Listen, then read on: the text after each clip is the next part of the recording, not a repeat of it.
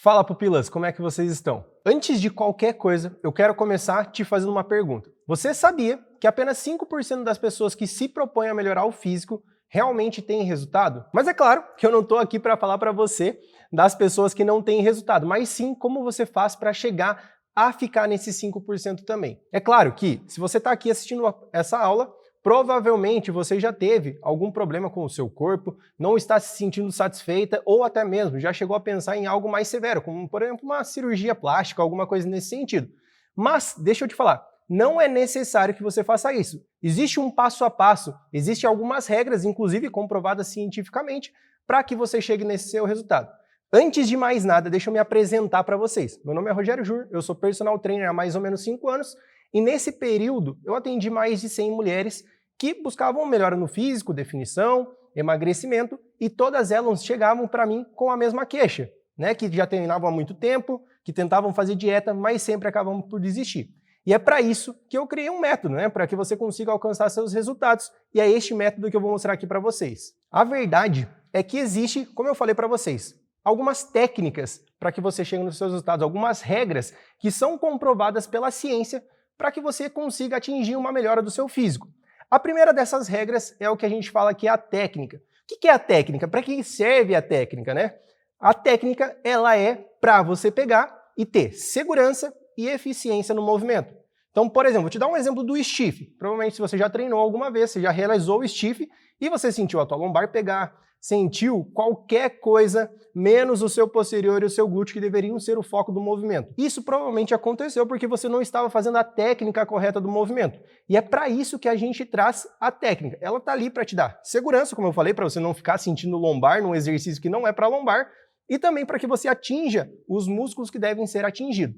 Mas existe uma coisa dentro da técnica, que é o que esse primeiro artigo mostra para a gente, que ele mostra que quando a gente trabalha o músculo, a gente consegue trabalhar ele de forma específica. O que eu quero dizer com isso? Quando a gente faz, por exemplo, um treinamento de quadríceps, né, para coxa, dependendo do exercício que eu faço, eu posso pegar uma região da minha coxa ou outra região. Tem exercício que vai trabalhar mais a região próxima do meu joelho, já outros exercícios que vão pegar mais a parte de cima. Isso a gente pode tirar proveito nos exercícios. Então, por exemplo, digamos que você é uma pessoa que tem um interesse maior em ir lá e realizar um movimento, né, para que você atinja mais essa região do seu músculo, a gente pode estar utilizando, por exemplo, um leg press, uma extensora. Ah, não, mas eu quero atingir mais a região alta da minha coxa. Eu posso estar utilizando, por exemplo, de um agachamento ou de um agachamento hack, que vai trabalhar em proporções diferentes na sua musculatura. Isso é o que chamamos de hipertrofia regional. Então, a hipertrofia regional serve para a gente selecionar os exercícios para atingir determinadas musculaturas. Então, esse estudo aqui mostrou que isso acontece em alguns músculos, né? Como, por exemplo, quadríceps, o tríceps e o bíceps. Só que isso não é somente para o seu quadríceps, para o seu tríceps ou para o seu bíceps. Ele acontece também nos outros músculos do seu corpo. Por exemplo, no seu glúteo, né? Se você quer atingir mais uma regiãozinha lateral, que é isso que te incomoda, tem como a gente selecionar exercícios para isso. Se você quer atingir mais a parte alta ou a parte da bananinha, a gente pode selecionar os melhores exercícios para que você consiga atingir somente a região que você deseja. Eu disse também para você, além de que a gente pode dar foco nos músculos que você deseja, a técnica está ali para te dar segurança, né? Eu vou te dar um exemplo disso tudo. Como que isso vai funcionar para você, mulher, tá?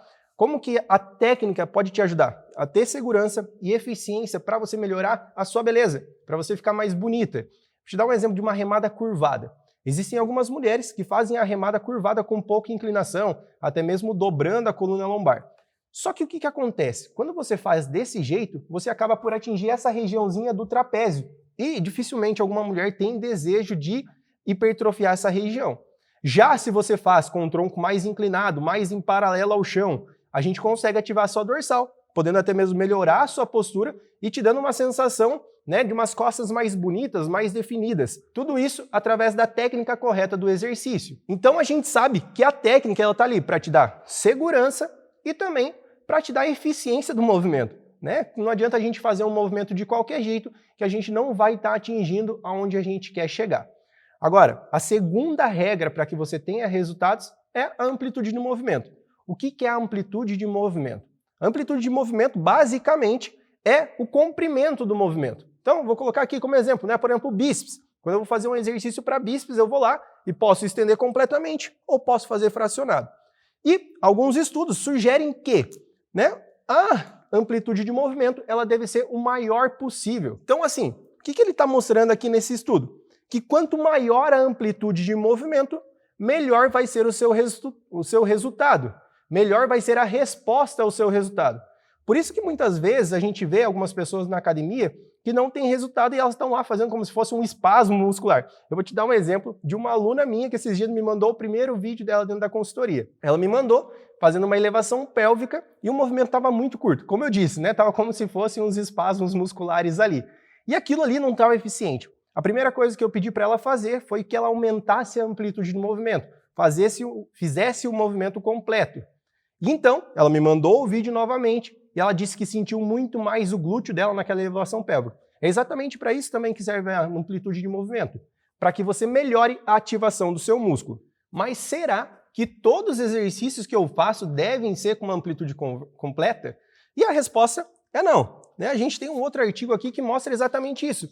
Ele fala que alguns músculos respondem de forma diferente de acordo com a amplitude. Eu vou te dar um exemplo. A gente tem a cadeira extensora. E a cadeira extensora, ela tende a trabalhar, né? O foco dela é no nosso quadríceps. Só que o que acontece?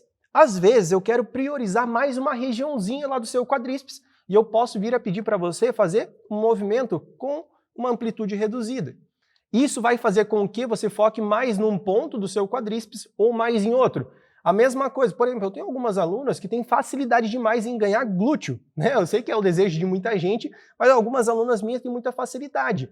Então, quando elas vão realizar, por exemplo, um agachamento ou vão realizar um leg press, o que eu peço? Eu peço para que elas reduzam a amplitude para que a gente não ative ou não foque tanto no glúteo e foque mais no quadríceps, que é o desejo delas.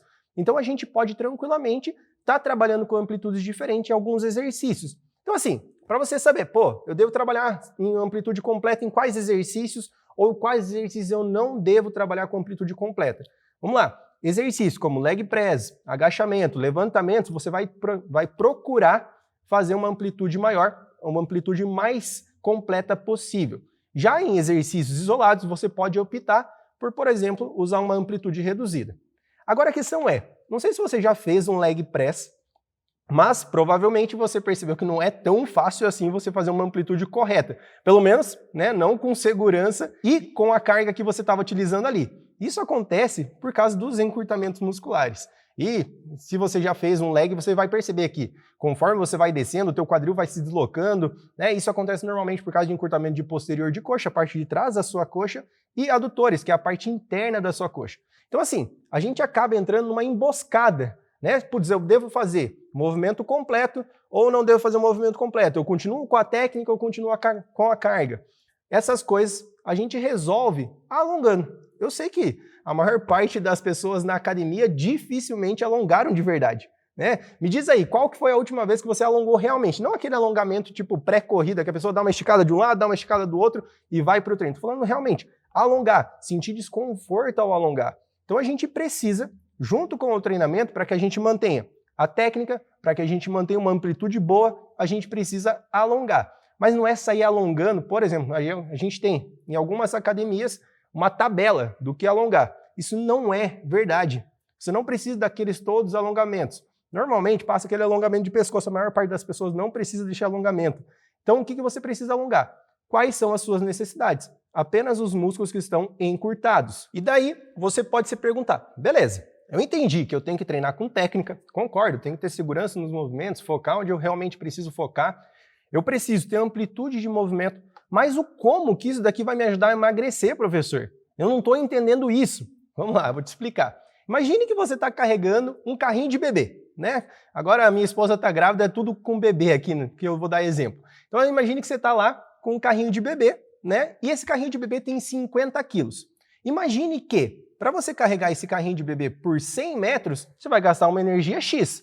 Agora, se eu carregar esse mesmo carrinho de bebê por 200 metros, eu vou gastar mais energia. E é exatamente isso que acontece. Essa energia que a gente está gastando nesse movimento, nesse comprimento do movimento, é o que a gente chama de calorias. Então, quando você faz um movimento completo, você está utilizando de mais calorias. Já quando você está fazendo um movimento reduzido, essas calorias também são reduzidas. Ou seja, o seu gasto calórico naquele treino está sendo reduzido porque você reduziu a amplitude de movimento. Então assim, para você gastar mais calorias no seu treino, você precisa de técnica e também de amplitude de movimento. Isso vai fazer com que você otimize os seus resultados.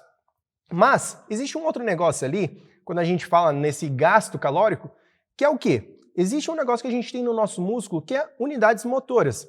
É claro que vocês não precisam lá e salvar o que é essas unidades motoras, esse nome, nada disso.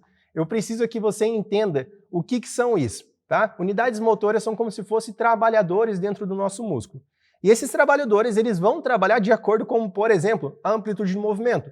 Quanto mais amplitude de movimento, eu preciso de mais trabalhadores ali para realizar aquele movimento. Quanto menor a amplitude de movimento, menos trabalhadores eu preciso. E quanto mais trabalhadores eu tiver ali, mais energia eu vou precisar e mais calorias eu vou gastar. Uma outra coisa que faz com que você ative mais trabalhadores no seu músculo, mais unidades motoras, é a nossa terceira regra, que é a carga. Então, vamos voltar lá para a analogia do carrinho. Agora imagine que ao invés de você pegar e estar carregando aquele carrinho de bebê com 50 quilos, você tem que empurrar um carro. Vamos lá, colocar, sei lá, um Uno Mille, né? Você tem que empurrar um Uno Mille porque pifou no meio do caminho. Agora, para você empurrar e dar o tranco nesse carro, dificilmente você vai conseguir sozinha. Para isso, você vai precisar da ajuda de mais pessoas para que você consiga dar o tranco corretamente no seu carro, né? Espero que isso, claro, não aconteça, mas só para vocês entenderem a ideia aqui. Então, o que vai acontecer? Quando você tem mais carga, eu preciso de mais pessoas para empurrar esse carro, que são as unidades motoras, esses trabalhadores dentro do músculo que eu te falei. E quanto mais trabalhadores, eu tenho mais gasto calórico. Ou seja, se você está pensando em emagrecer, você precisa colocar carga. Imagine sempre aquela analogia que eu fiz agora para vocês, é a analogia do carro. Quanto mais pesado for aquele carro, ao invés de o carrinho de bebê, agora eu estou empurrando um carro realmente, né? Eu vou precisar de mais trabalhadores e, consequentemente, eu tenho um gasto calórico maior. Então, quanto maior for a carga, mais unidades motoras eu ativo. Professor, mas eu já ouvi falar que treinos com carga baixa também dão resultado. E realmente, isso não é uma mentira totalmente. Só que o que acontece? Quando você trabalha com cargas altas, você ativa um maior número desses trabalhadores. Já quando você trabalha com uma carga mais baixa, você precisa chegar até a falha muscular para que esses trabalhadores sejam ativados. Ou seja, né, quando você vai treinar com cargas baixas, fica mais difícil. Dificilmente alguém consegue chegar até a falha muscular. As pessoas desistem muito antes. E um outro erro que costuma acontecer aqui é as pessoas treinam fofo. E quando você treina fofo, você vai continuar fofa, né? Então o que vai acontecer? Quando você está lá fazendo o seu treinamento, normalmente as pessoas tendem a colocar uma carga muito mais baixa do que elas realmente aguentam. Tá? Independente se você está fazendo um exercício com repetições altas ou com repetições baixas. Então o que acontece? Até mesmo para você fazer um teste aí. O que você vai fazer? Coloca a carga que você normalmente faz, sem contar as repetições lá do teu treino. Esquece essas repetições. Então você vai pegar essa carga e vai fazer o máximo de repetições que você conseguir. Você vai perceber que muito provavelmente vai ser mais repetições do que estão propostas no seu treino. Isso é para te mostrar que normalmente você está jogando para baixo o teu esforço, né? Você está treinando o que a gente fala que é um treino fofo. Para isso não acontecer mais, você vai começar a aumentar essa carga e chegar mais próximo da falha. Eu não quero que você chegue na falha, eu quero que você fique próximo a ela. Então você vai colocar uma carga correta nos exercícios. Agora, se você for do tipo de pessoa que já colocava antes uma carga adequada, você vai perceber que não é tão simples assim para eu pegar e aumentar essa carga. Existe um estudo que ele fala o seguinte, ele fala que a principal variável do treinamento, né, ele coloca como a principal variável do treinamento, a mais efetiva do treinamento, é o volume de treino. O que é o volume de treino para que vocês possam entender aqui e continuar o meu raciocínio? Volume de treino é, basicamente, toda a carga que você levanta no seu treino para aquele grupamento muscular. Deixa eu dar um exemplo. Se eu fiz lá 3 exercícios para coxa, nesses 3 exercícios eu fiz lá, sei lá, 3 séries em cada com 10 quilos, né? Isso significa que nessas 3 séries eu vou somar 3 de cada vezes os 10 quilos vezes o número de repetição. Ou seja, eu preciso ter uma progressão nesse volume para que eu continue tendo resultados. Essa progressão pode ser feita pelo número de séries, o que normalmente fica limitado pelo tempo que a gente tem. Então, aumentar uma série de um exercício e de outro vai aumentar também o tempo.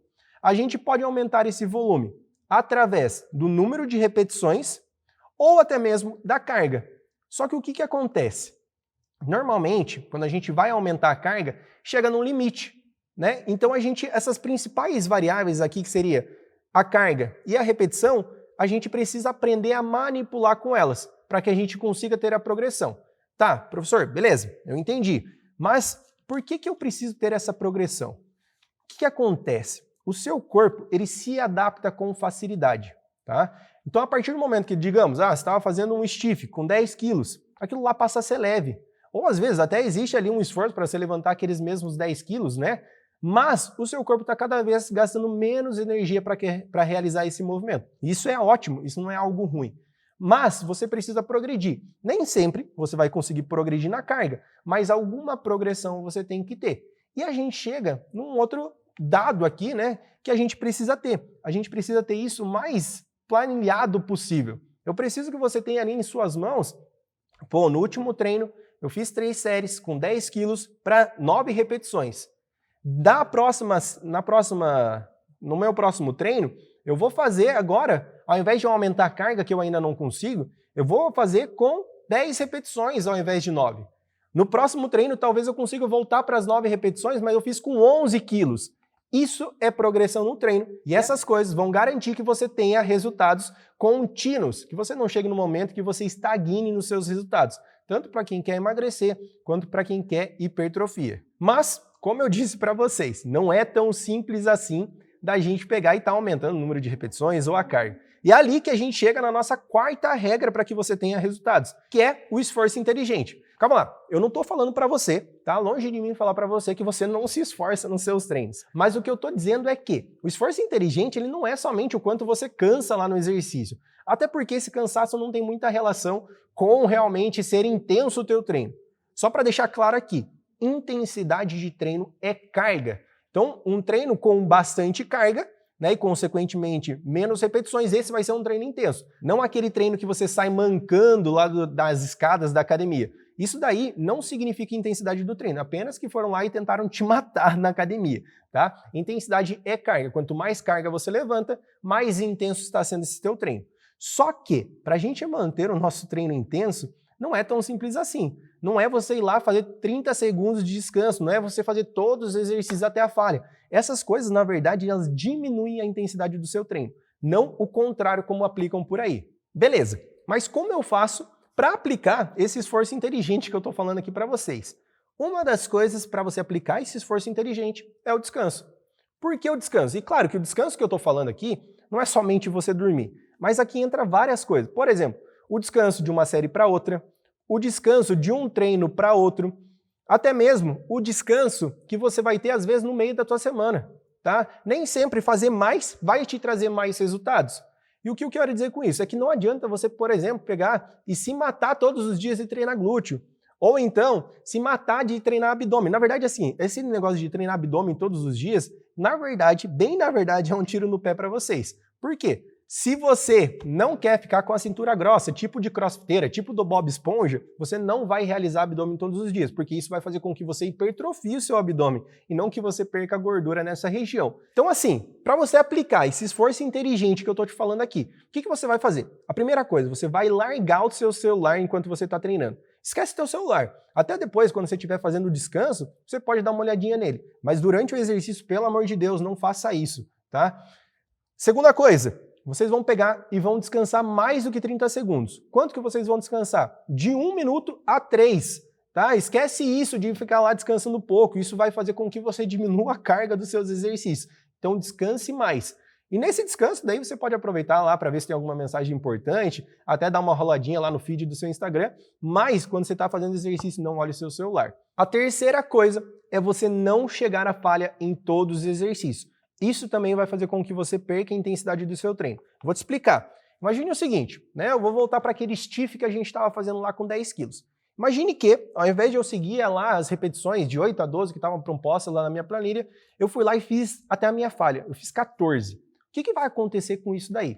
O seu músculo ele fica fadigado, E a partir do momento que ele fadiga, você vai ter duas opções. Ou você vai reduzir o número de repetições, ou você vai ter que diminuir aqueles 10 quilos que estão na barra. E, para isso acontecer, você vai acabar perdendo intensidade. Então, como que você vai aplicar o esforço inteligente para falha muscular? Você vai utilizar a falha apenas nos últimos exercícios do seu treino para que você não perca intensidade. Você percebe aqui a quantidade de coisas que provavelmente te ensinaram errado? Tanto a parte aqui que eu te falei da técnica, alguns professores falam que não é tão essencial assim, quanto a parte da amplitude, até mesmo a parte dos alongamentos. Muita gente fala aí que você vai perder força, né? Ou, como eu falei, a carga. Falam que você precisa fazer, sei lá, 100 repetições para abdômen. Tudo isso não tem necessidade nenhuma. E por último, esse esforço inteligente, tá? Quando você for lá aplicar essas 4 regras que eu te falei, que inclusive eu te mostrei aqui, né, os artigos científicos comprovam elas. Quando você começar a aplicar essas 4 regras, eu tenho certeza que você vai chegar nos seus resultados esperados. Eu espero realmente, né, que vocês apliquem isso que eu estou falando para vocês e que vocês tenham curtido essa aula, tá? Na próxima aula a gente vai falar sobre dieta, que é um outro pilar para que vocês consigam atingir os resultados que vocês desejam. Eu espero vocês na próxima aula.